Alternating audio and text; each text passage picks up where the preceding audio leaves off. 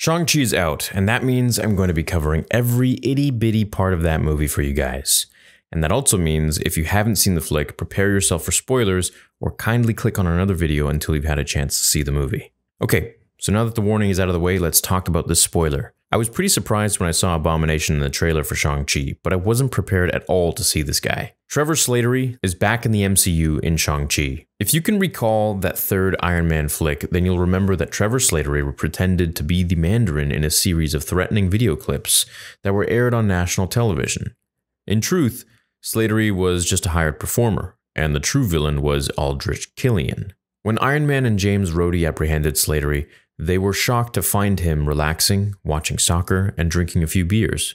They were under the assumption that he was a mastermind terrorist who had orchestrated the attack on Tony's Malibu mansion. Instead of killing him then and there, Iron Man and War Machine quickly realized that he couldn't have been the real Mandarin, and let him be. In a later Marvel one-shot, which was called All Hail the King, we saw Slattery in jail. You'd expect someone like Trevor Slattery to have a hard time behind bars. He's not particularly tough, and he's not that charming. But for some reason, his fellow inmates loved him. While living a quiet life in confinement, he accepted an invitation to partake in a documentary. While being interviewed, the interviewer explained how a lot of people were upset about Slattery's impersonation of the Mandarin. Eventually, the documentary maker revealed that he was actually a member of the actual Ten Rings organization, and he was there to kidnap Slattery and take him to the real Mandarin. That was all the way back in 2014, 7 years ago. So you wouldn't be wrong to forget about this little bonus feature on the Thor: The Dark World DVD, and I wouldn't have even blamed Marvel if they never followed up on this. But they not only explained the fate of Trevor Slattery in the Shang-Chi movie,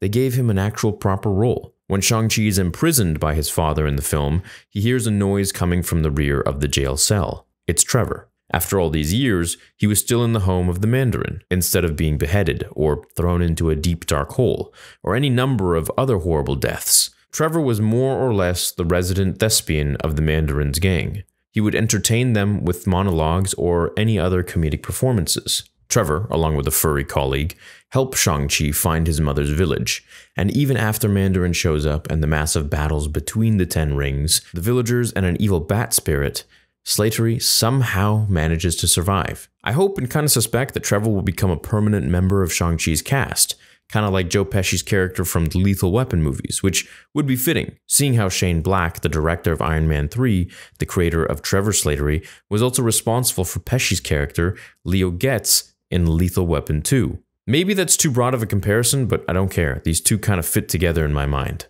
So what do you guys think? Are you excited to see Trevor back in the MCU? Do you think we'll also get to see how his fellow cellmate Justin Hammer breaks out too? Let me know your thoughts below, leave a like if you enjoyed it, and I'll see you in the next one. Until then, remember, with great power comes great responsibility.